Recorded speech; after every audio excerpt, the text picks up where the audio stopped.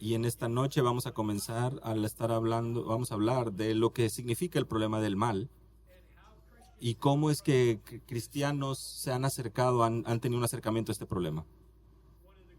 Uno de las mayores dificultades de la fe cristiana es intentar entender cómo es que Dios puede permitir tanta maldad en el mundo. Y, y realmente debemos de asumir esta pregunta, porque es una de las preguntas más difíciles que los cristianos tenemos que responder. Así que en esta noche lo que deseamos es poder hablar lo que los creyentes deben hacer al estar pensando en este problema, en esta realidad. Así que, bueno, vamos a estar viendo varios pasajes de la Escritura y vamos a estar realmente viendo toda la historia de redención, toda la historia de la Biblia, desde la creación hasta la caída y toda la obra de redención. Y voy a intentar a que podamos tener ese sentido de por qué existe el mal en el mundo, por qué la caída en el jardín del Edén sucedió. Y espero que después de esta noche y mañana ustedes puedan tener un buen entendimiento de lo que la Biblia enseña sobre este tema. Así que lo primero que debemos hacer es tener una base bíblica sobre el mal. Así que cuando pensamos del bien y del mal, realmente hay aquí dos categorías que utiliza la palabra, la Biblia. Y una de estas sería lo que llamamos normalmente la maldad moral o el mal moral y aquella maldad natural. La maldad moral significa o representa las obligaciones morales que todas las personas tenemos delante de un Dios santo. Somos llamados a cumplir la meta y el estándar del Dios santo. Y todo aquello que no llega a ese estándar es malo. Por ejemplo, la Biblia nos enseña en Romanos capítulo 2, verso 14 y 15, que Dios ha escrito su ley en los corazones de cada persona. Así que podemos de manera muy clara saber la distinción entre la maldad y lo correcto. No necesitamos ser cristianos o creyentes para poder entender que existe maldad y aquello que es verdadero.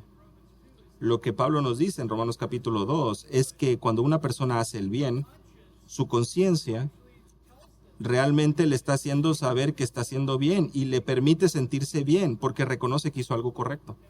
Y cuando hacemos algo incorrecto, cuando hacemos algo pecaminoso, nuestra conciencia también nos hace sentir mal porque tenemos ese sentido de vergüenza, este sentido de culpabilidad.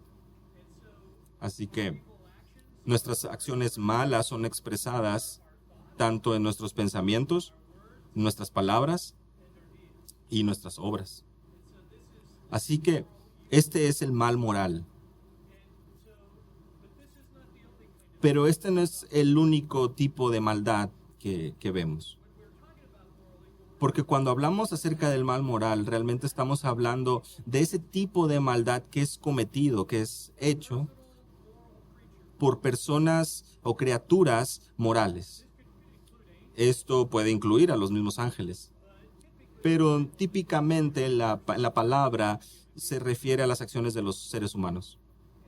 Y esta maldad moral que los hombres cometen es lo que causa mucho sufrimiento y mucho dolor, no solamente a sí mismos, pero también en otras personas.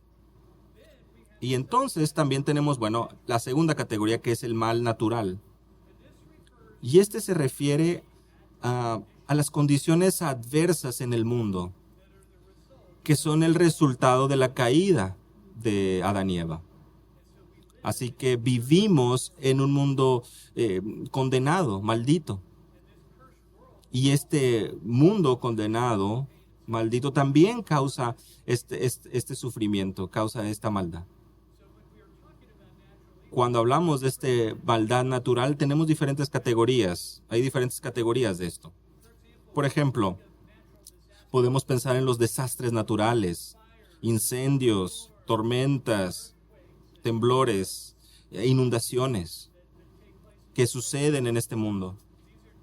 Estas son cosas que nosotros no esperaríamos que sucedieran en un mundo no caído. Por ejemplo, los accidentes o situaciones que no controlamos, que suceden por accidente. Vas manejando tu carro por las montañas y viene alguna cosa de la montaña y viene y golpea tu carro, algo que no esperabas. No hay nada de maldad moral ahí, pero hay dolor y sufrimiento porque vivimos en un mundo caído. Cuando pensamos en enfermedad, estas son cosas que no existían en un mundo no caído. Así que como un resultado de la caída de Adán y Eva, vivimos en un mundo que está lleno de enfermedad, de dolor, y evidentemente, eventualmente esto lleva a la muerte.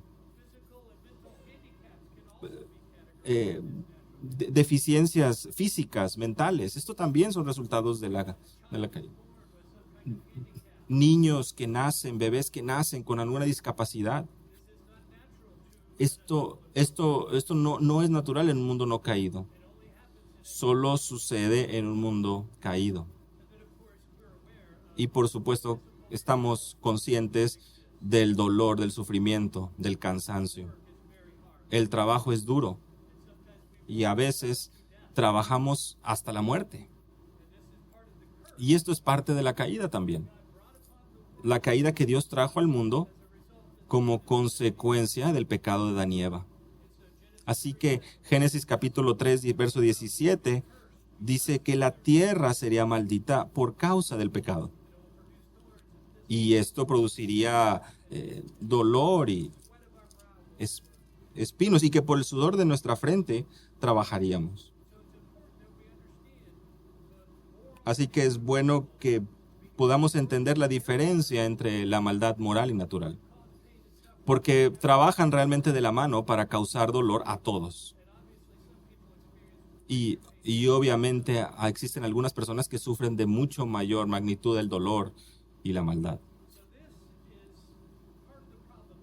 Así que este es parte del problema que nosotros debemos enfrentar como creyentes, como cristianos. Y en ocasiones los filósofos y los teólogos hablan acerca del problema lógico de la maldad.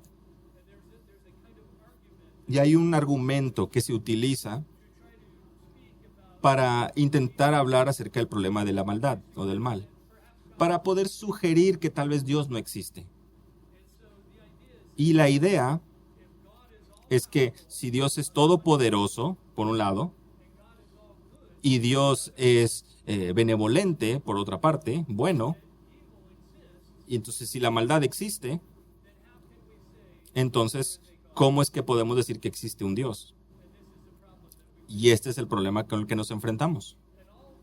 Y todos los creyentes, creo que estamos de acuerdo, que Dios es todopoderoso y que Él tiene el poder para prevenir el mal o detenerlo de continuar. Y también creemos, todos los creyentes creemos, que Dios es bueno. Y por consiguiente, lo que asumimos en este argumento es que si Dios es bueno y poderoso, que Él debería querer detener la maldad. Así que el argumento desde los ateos o aquellos escépticos, que como nosotros como cristianos pensamos que Dios es bueno y poderoso y el mal existe, pues concluyen que Dios no existe. ¿Puedes darte cuenta del problema? Así que esto es lo que nosotros tenemos que enfrentar. Ahora, me gustaría presentarte un problema con ese argumento. La primera parte del argumento dice, es que nosotros pensamos y creemos en un Dios que es todopoderoso. Muy pocos creyentes cuestionan esta premisa. La segunda parte de la premisa es que Dios es benevolente, Dios es bueno. Pero también hay asumimos como parte de este argumento, y esto que se asume es que Dios quiere detener la maldad. Y el hecho de que la maldad existe nos está diciendo que Dios no quiere detener toda la maldad. Porque si lo hiciera, no existiera la maldad en la tierra. Entonces, voy a hablar más acerca de este problema en un momento más. Pero quisiera hablar un poco más acerca de lo profundo que este problema es. Porque no es solamente este problema lógico que los ateos y los escépticos presentan. Porque nosotros también tenemos que asumir y darnos cuenta que hay muchísima maldad en la tierra, muy extensa la maldad en esta tierra.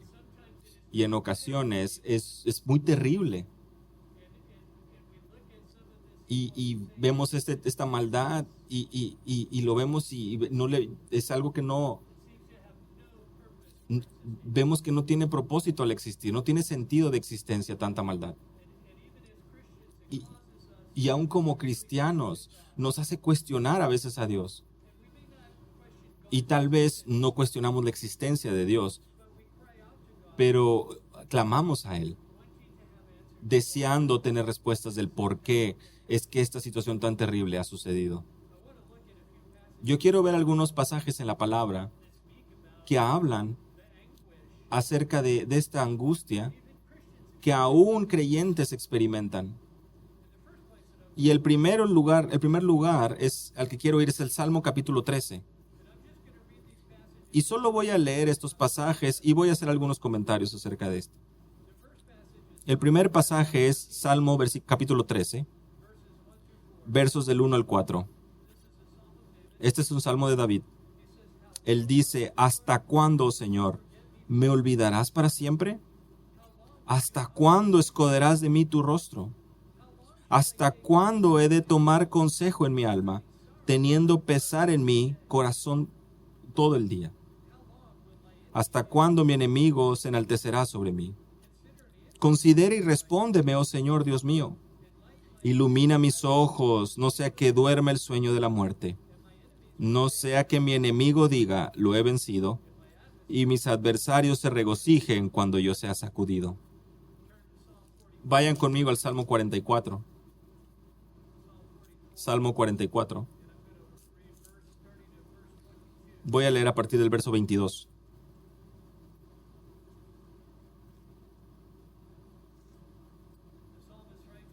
El salmista dice, pero por causa tuya nos matan cada día.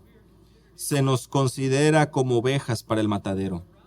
Despierta, ¿por qué duermes, Señor? Levántate, no nos rechaces para siempre. ¿Por qué escondes tu rostro y te olvidas de nuestra aflicción y de nuestra opresión? Porque nuestra alma se ha hundido en el polvo, nuestro cuerpo está pegado a la tierra. Levántate, sé nuestra ayuda, y redímenos por amor de tu misericordia. Ahora, hermanos, vayan conmigo al Salmo capítulo 77. Y aquí voy a dar lectura a partir del verso 1 hasta el verso 10. Mi voz se eleva a Dios y a Él clamaré. Mi voz se eleva a Dios y Él me oirá.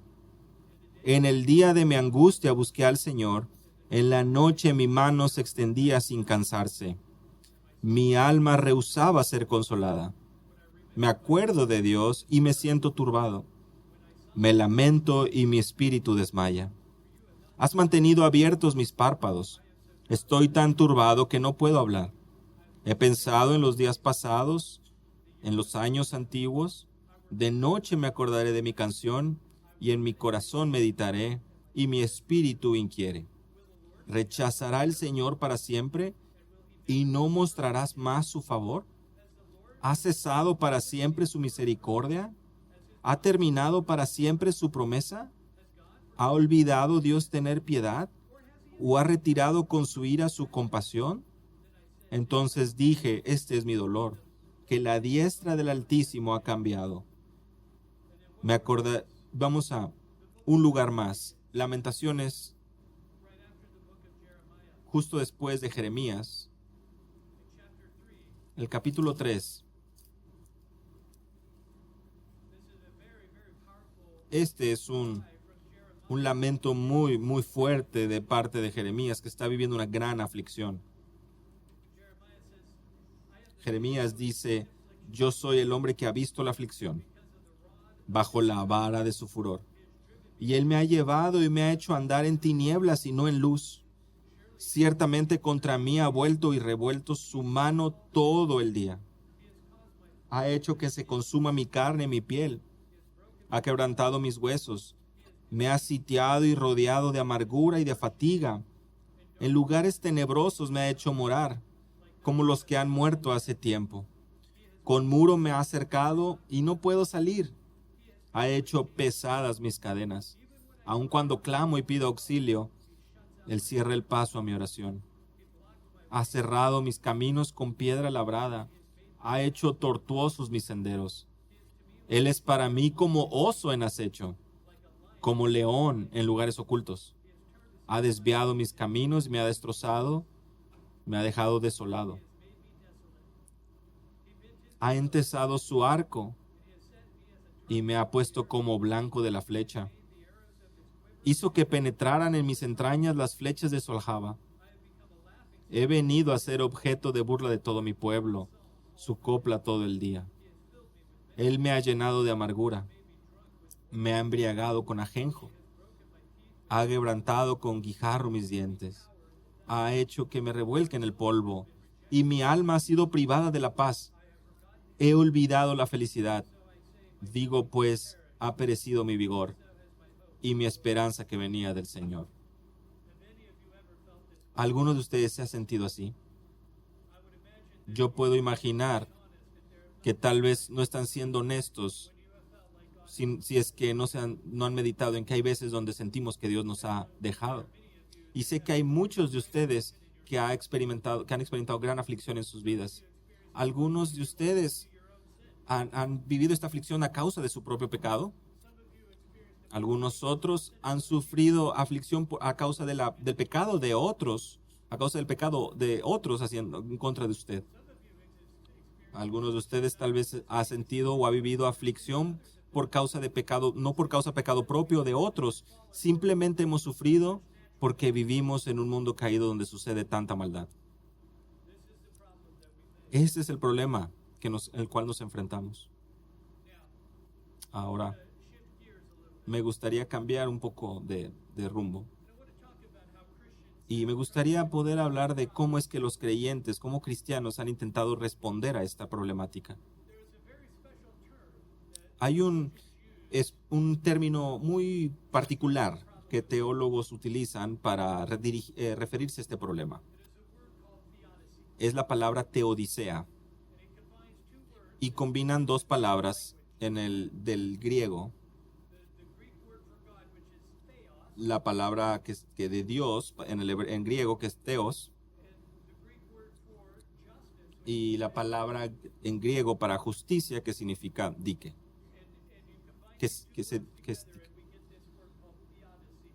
Y unimos estas dos palabras, theos, dike, y tenemos esta palabra teodicea. Literalmente la palabra significa cómo es que nosotros justificamos a Dios ante la maldad. Pero yo creo que una mejor manera para entender este término es simplemente pensar en teodicea como una manera de explicar la maldad desde una perspectiva divina. ¿Cómo es que Dios mismo ve el pecado, la maldad en este mundo? O de una manera a lo mejor más amplia, ¿cómo es que la palabra de Dios habla acerca del problema de la maldad? Así que teodicea sería una explicación bíblica de por qué Dios permite el mal en esta tierra. Ahora, habría aquí dos maneras en que a lo largo de la historia cristianos han intentado responder a esta situación. La primera manera, y esta es la más común, el primer camino, el más común, es la defensa o el argumento del libre albedrío. Este es un título, un término técnico, el libre albedrío. Y está basado en la idea de que los humanos, o que Dios le ha dado a los humanos, esta habilidad inherente que es un libre albedrío. Pero cuando estos teólogos se refieren a este libre albedrío, tienen una definición muy particular y es importante que prestemos atención. El libre albedrío, de acuerdo a estos teólogos, es de que todas nuestras decisiones como humanos se realizan de manera autónoma por nuestro poder independiente, nuestra voluntad independiente. En otras palabras, no hay manera que pudiera determinar las decisiones que nosotros tomamos. Son tomadas cada una de estas decisiones en pleno ejercicio de nuestra voluntad. Eso quiere decir que no eres realmente libre si es que existe una fuerza externa que te estuviera forzando a tomar alguna decisión. Y esto incluiría a Dios mismo. Así que teólogos desde esta perspectiva del libre albedrío dirían que Dios no tiene una relación con las decisiones que nosotros tomamos. En otras palabras, que Dios de ninguna manera determina nuestras acciones. Y realmente no existe otra fuerza en el mundo que puede determinar nuestras decisiones. Nosotros tenemos el poder para tomar nuestras propias decisiones. Ahora, esto suena bien y esto realmente suena como si tiene sentido, ¿verdad? Pero yo les comento que hay varios problemas con esto. Ahora, hay una segunda parte a esta definición. Así que podemos decir que la primera parte es que nuestras decisiones son hechas, realizadas de manera autónoma, independiente. La segunda parte de la definición sugiere que cualquier decisión que tomemos, podríamos de igual manera haber tomado una decisión alternativa a lo que tomamos. Es decir, que teníamos la opción A y teníamos la opción B delante de nosotros y estamos aquí en una vía de dos caminos y estamos viendo la decisión A y la decisión B. Nosotros tenemos la habilidad completamente de poder elegir tanto A como B o cualquier número de opciones que tengamos frente a nosotros. Y nada determina cuál de esas opciones es la que elegimos. Así que vamos a suponer en un escenario que elegimos la opción A. No elegimos B. Pero si nosotros regresáramos el cassette y fuéramos a través del tiempo hacia atrás, y en lugar de elegir A, elegimos B. Y no hay manera de determinar si elegimos A o B. A lo mejor en una ocasión elegimos A y en otra ocasión elegimos B. Entonces, esta idea de que tenemos la habilidad para tomar este tipo de decisiones es muy importante para esta definición del libre albedrío. Ahora, ¿qué tiene que ver esto con el problema del mal? La defensa del libre albedrío, y les digo, es una descripción muy técnica de cómo varios teólogos se acercan a este problema.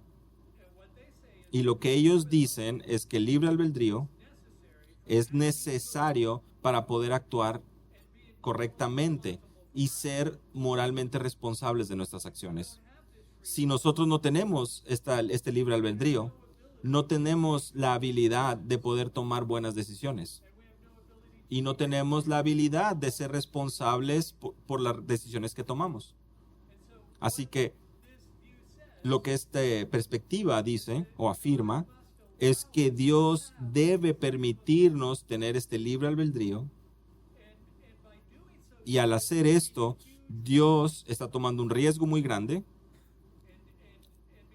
Y porque Él reconoce de que hay la posibilidad que en lugar de elegir el bien, podemos elegir el mal. Porque Dios no puede intervenir, no interfiere en nuestra decisión. Y lo que esto significa es que Dios no puede ser responsable del mal en este mundo. Así que Dios nos da esta libertad, este libre albedrío, y esta libertad es mucho más fuerte y de manera que Dios, que sobrepasa la voluntad o el poder de Dios. Así que Dios no puede ser culpado por nuestras malas decisiones o por el pecado, por la maldad. Esto es conocido como la defensa del libre albedrío. Hay varios problemas con esto y quiero hablar acerca de algunos de estos. Y voy a ir rápidamente por estos porque realmente podríamos pasar mucho tiempo en cada uno de ellos. El primer problema es que esta perspectiva de libre albedrío minimiza la soberanía de Dios y sugiere que Dios no puede intervenir en las decisiones malas que suceden. Pero claro que sabemos que esto no es verdad a la luz de la Escritura, porque hay varias ocasiones en que Dios interviene en momentos pecaminosos en la tierra. Por ejemplo, en Génesis, cuando Dios decide destruir el mundo por la maldad o porque todo deseo del corazón del hombre era solamente el mal. Así que Dios trae destrucción a todo el mundo, salvando solo a Noé y su familia. Vemos también otra ocasión en Génesis donde Dios destruye a Sodoma y Gomorra por su maldad. Así que aquí son obvias indicaciones de que Dios tiene el poder para intervenir. Y en estos casos Él decidió intervenir. Pero Dios no siempre interviene. Y un gran ejemplo de esto es en el Evangelio de Jesucristo, según Mateo, capítulo 2. Seguramente recuerdan ustedes el nacimiento de Jesús. Y el ángel aparece a José y le hace saber que tome a María y al pequeño Jesús y vayan a Egipto, que huyan a Egipto. Porque Herodes, aquel que estaba gobernando sobre Judea, había planeado matar a todos los bebés de Belén que tuvieran 2 años o fueran menores a esta edad. Y de igual manera, también le hizo saber a los sabios de Oriente que también tomaran otra ruta para regresar a su hogar, por la misma razón. Ahora, aquí la pregunta que debemos hacernos es que si Dios le advirtió a los sabios y Dios le advirtió a José y a María, ¿por qué Dios no le advirtió a todos los demás habitantes de Belén? Él no lo hizo. Y todos esos pequeños bebés fueron matados. ¿Alguna vez te habías detenido a pensar en esto cuando lees esta porción de Mateo? ¿Ves? Este es parte del problema con el que nos estamos enfrentando. Pero el punto aquí es que el libre albedrío minimiza la soberanía de Dios. Dios es soberano sobre todas las cosas que suceden en esta tierra. Así que no puedes utilizar el libre albedrío como una excusa para minimizar aquello que Dios afirma y tener el control completo de todo. Y tenemos mucho que hablar acerca de esto, sobre la soberanía de Dios, sobre la maldad. Pero este es el primer problema con respecto al libre albedrío. Número 2, el libre albedrío también minimiza la doctrina de la depravación. La palabra es muy clara que como seres humanos estamos esclavizados al pecado en nuestro estado natural. Y la palabra nos dice que nadie, ninguno es bueno, nadie busca a Dios. Todos se han vuelto, todos nuestros pensamientos de continuo son el mal. Isaías nos dice que todas nuestra justicia son como trapos de inmundicia. Así que el libre albedrío no es algo necesario para que nosotros podamos hacer el bien. Pod- estamos esclavizados al pecado, no podemos ser buenos. Si leemos, por ejemplo, Romanos capítulo 8, quiero que vayamos ahí, Romanos capítulo 8. Vayan conmigo a Romanos capítulo 8. Hace un momento y cité Romanos capítulo 3, versos 10 al 18, y les animo a que puedan verlo en casa. Romanos 3, 18, el pasaje que citaba hace un momento. Y Romanos 3, 23, lo conocen bien, por cuanto todos pecaron y están destituidos de la gloria de Dios. Pero Pablo escribe todo Romanos capítulo 3 para poder establecer que todo el humano está esclavizado al pecado. Pero ahora vamos a dar un vistazo a Romanos capítulo 8, versos 7 al 8. Aquí el apóstol Pablo está hablando y contrastando la mente que está puesta en las cosas de la carne y la mente que está puesta en las cosas del espíritu.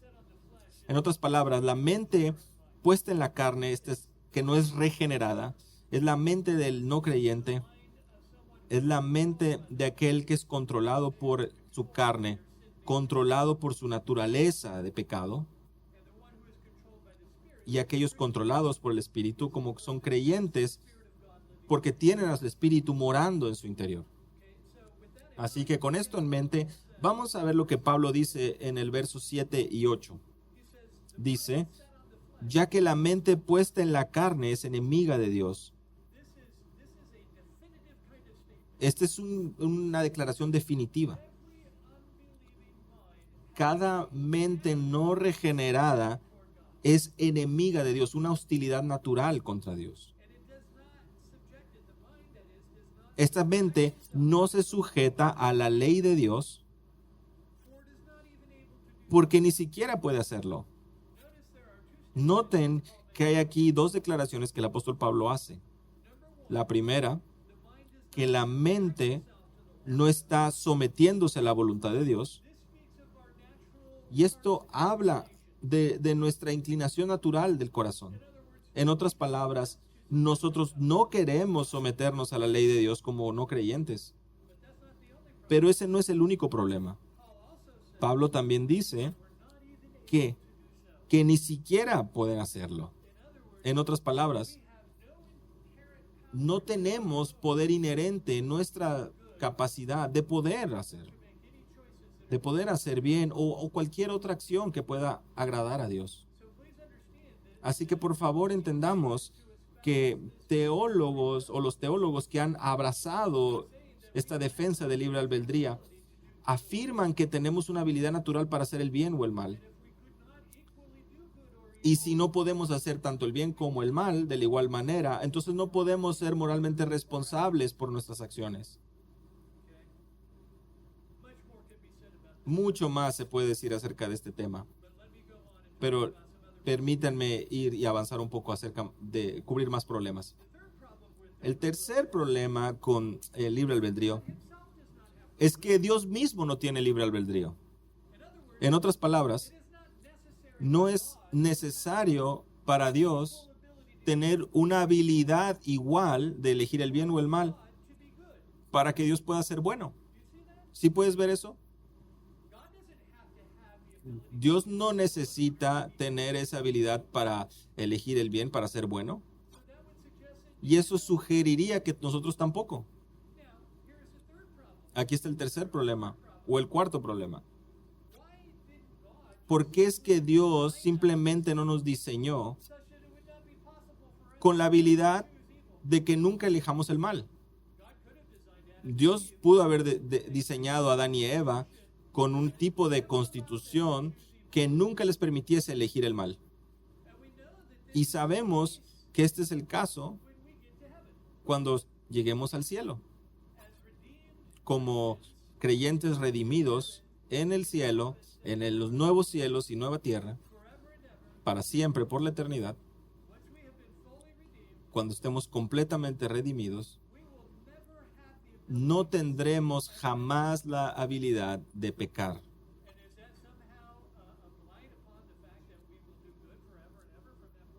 Y a partir de ahí haremos el bien a partir de ese momento. En otras palabras, es que el libre albedrío no es necesario para poder hacer el bien. Y se podría decir más con respecto al libre albedrío, pero lo hablaremos más adelante cuando hablemos de la responsabilidad moral. Pero vamos a movernos, vamos a seguir adelante. El siguiente problema con respecto al libre albedrío es que no armoniza con la predestinación o el conocimiento del futuro de parte de Dios. Por ejemplo, tú te has puesto a pensar acerca de la profecía en el Antiguo Testamento. ¿Qué es la profecía? ¿O cuál es la profecía? ¿Cómo definimos profecía en el Antiguo Testamento? Es simplemente Dios diciéndonos desde antes lo que Él planea hacer. En otras palabras, Dios sabe todo el futuro. De hecho, podemos decir que todo el futuro es el presente para Dios todo el tiempo. Es decir, cuando pensamos en el conocimiento del futuro de parte de Dios, a veces creemos o pensamos que Dios existe en el tiempo, o que Dios está en el mismo momento y tiempo con nosotros, y que de alguna manera Él ve a través del túnel del tiempo y Él puede ver todos los eventos futuros. Pero esa es la manera incorrecta de pensar en el conocimiento de Dios. Porque estamos poniendo un constructo humano cuando estamos hablando de la completa sabiduría de Dios de todo el tiempo. La realidad es que Dios no vive en el tiempo. Dios no vive en el pasado. No vive en el pasado, no vive en el presente, ni tampoco es que vive en el futuro. Todo el tiempo es presente para Dios, todo el tiempo.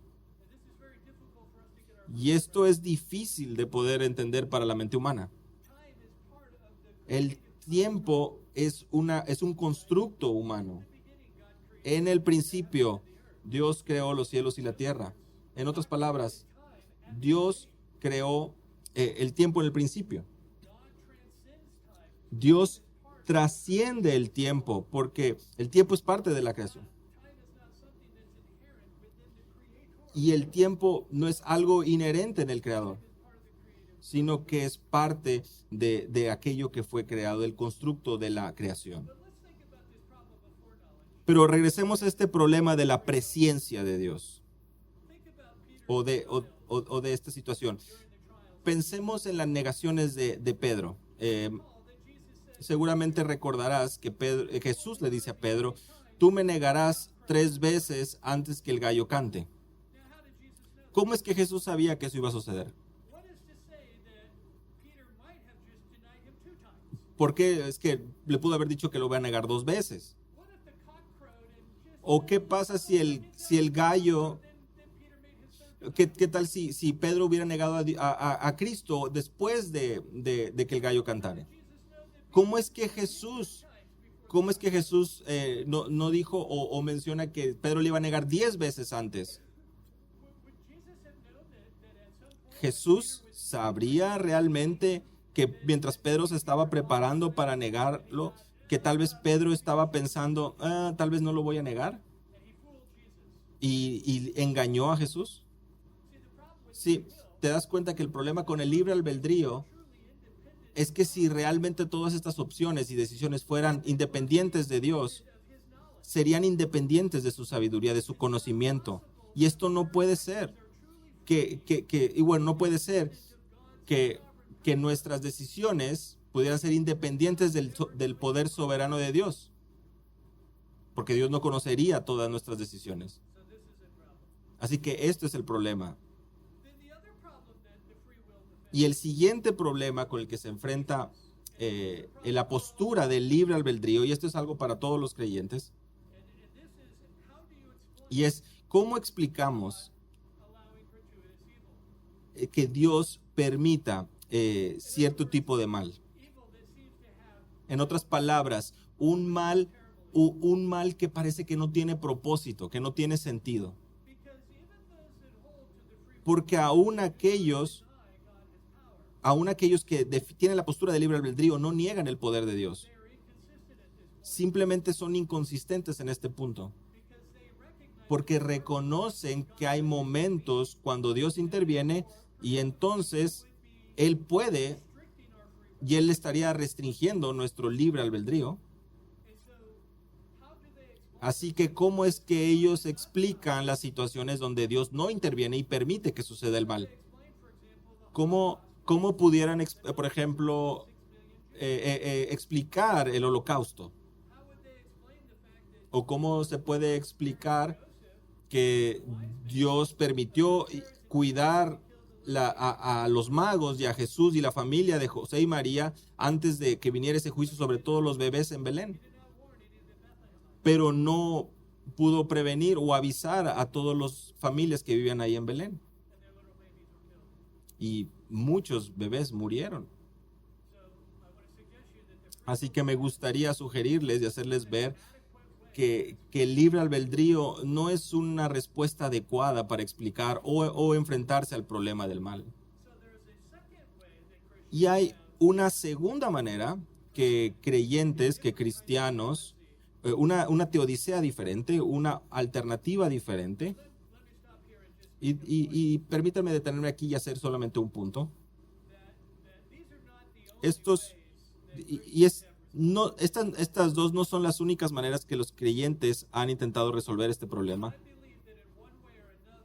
Y es que me gustaría, de alguna manera,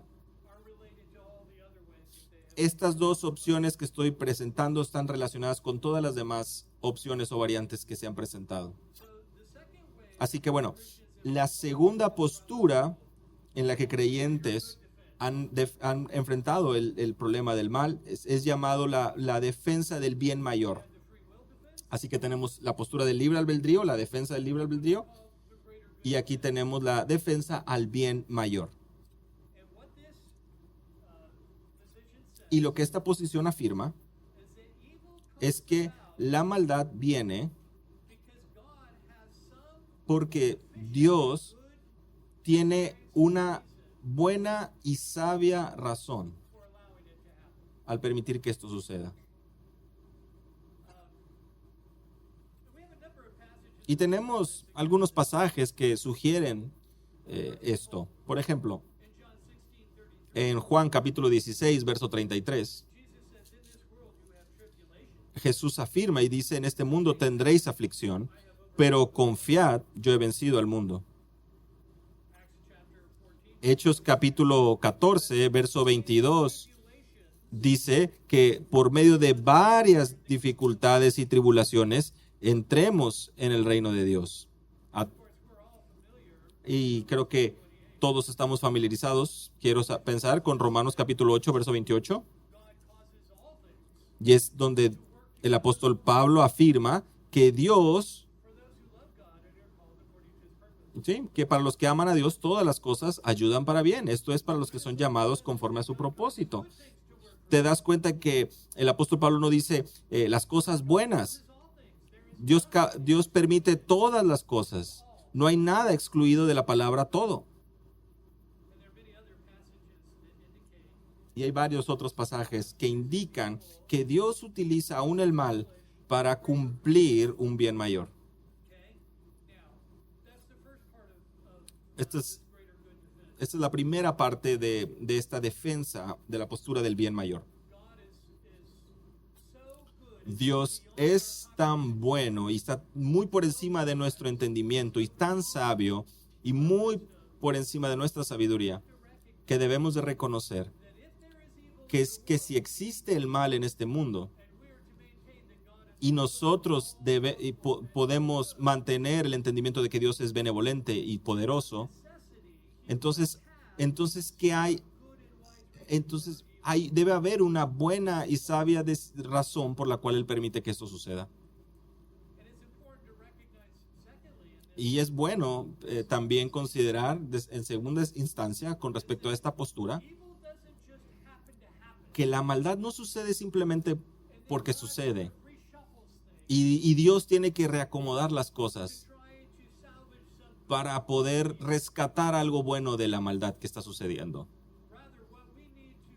Más bien, lo que nosotros debemos entender es que la maldad es parte del plan predeterminado de Dios para toda la historia. Ahora, sé que para algunos de ustedes esto puede ser muy difícil de entender, de asumir, pero es parte de la razón por la que tenemos este taller, esta conferencia, para poder entender esto. Ahora, el tercer punto que me gustaría poder compartir con respecto a la defensa del bien mayor es este, y este es importante de recordar. Si Dios no puede obtener el bien necesario que Él quiere de la maldad que sucede en este mundo, entonces esa maldad nunca hubiera tenido su existencia en el primer lugar. En otras palabras, Dios no permitiría ninguna maldad que suceda en esta tierra a menos que Él tuviera un plan bueno y sabio de la existencia de este mal. Y aquí presento el problema con respecto a esto. No es un problema per se. Simplemente es esto. Nosotros no siempre sabemos el bien que Dios está buscando traer del mal que está sucediendo en este mundo. Dios sabe, pero nosotros no tenemos la sabiduría para conocer la mente de Dios. Ahora, eso no significa que Dios esconde todos los propósitos que Él tiene. Yo argumentaría que cuando entendemos los planes en su concepto o en su entendimiento más amplio con respecto a la maldad en esta tierra, nosotros vendríamos a nuestras rodillas y daríamos gloria a Dios. Y yo espero que para el final de esta sesión, de estas sesiones, tú también puedas llegar a este entendimiento.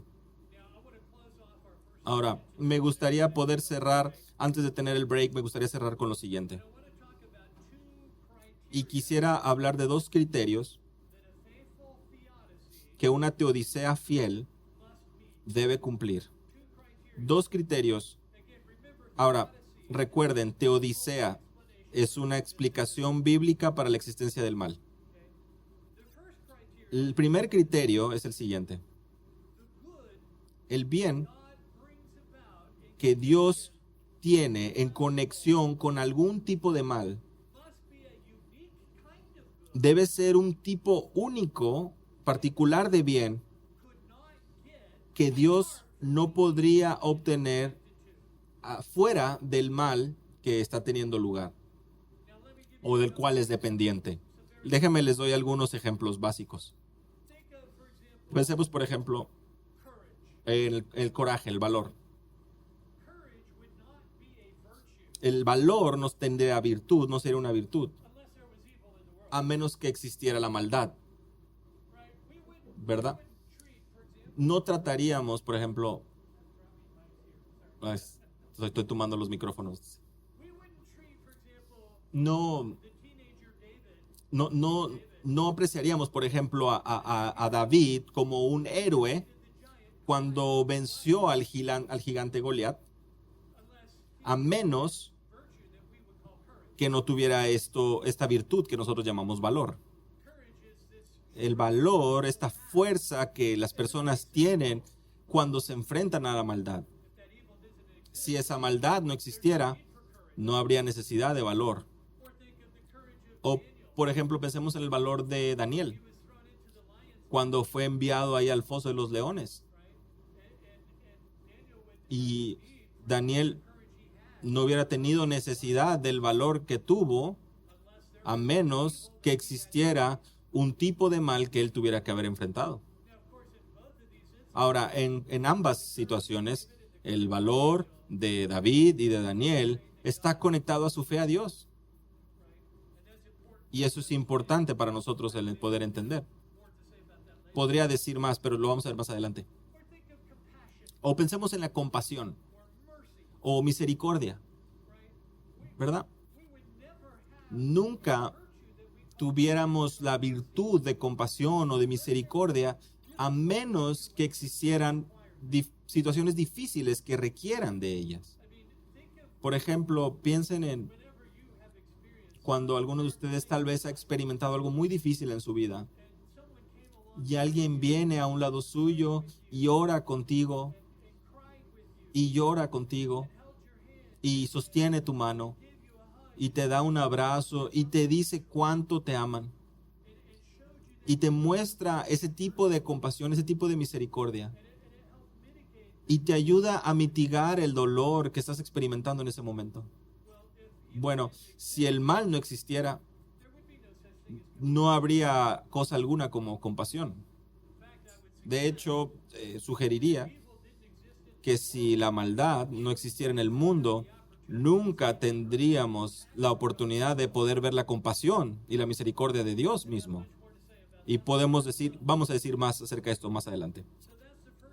Así que esto es lo primero que quería compartir, ¿no? Debe haber un bien único, particular, que Dios solo puede traer y está conectado con algún tipo de mal, como por ejemplo el valor o la compasión. Ahora, hay otras cosas también que Dios hace frente a la maldad, pero estos son ejemplos. En segundo lugar, un criterio fiel para una teodicea fiel es que el bien que Dios trae, el bien que viene a surgir a raíz de este mal, este bien que resulta debe ser de suficiente peso y de importancia para justificar la existencia del mal en primer lugar. En otras palabras, Dios no está persiguiendo un bien trivial, sin gran valor para la maldad que pueda existir. Por ejemplo, un autor ha dicho ¿qué sucedería si durante el Holocausto un sobreviviente hubiera escapado de este y hubiera inventado tu helado favorito? Y si el único bien que surgió del Holocausto fue que esta persona pudiera inventar este helado. Por ejemplo, no sería un bien con gran peso, ¿verdad? Para que haya sucedido un evento tan tremendo y tan malo como el Holocausto. Pero recuerden, no siempre sabemos el bien que Dios va a obtener de la existencia de ciertos males en particular. Y esto es importante porque aún en nuestro propio sufrimiento y aflicción en este mundo, y podemos estar clamando como el salmista, ¿por qué, oh Dios, por qué te has olvidado de mí? O podemos estar como Job, y vamos a hablar de él más adelante, preguntando a Dios, ¿por qué? Dios no está obligado a darnos una respuesta. Bueno, Dios nos ha dado varias respuestas por el mal. Y nos ha dado la respuesta más grande para la respuesta del mal. Pero Él no está obligado a darnos todos los detalles de lo que Él está haciendo. Y es por eso que nosotros somos llamados a creer que Dios tiene una razón buena, sabia, suficiente para que el mal exista aún en nuestras propias vidas. Para que podamos aprender a confiar en Él sin importar la circunstancia. Hablaremos más acerca de esto. Vamos a tomar un break.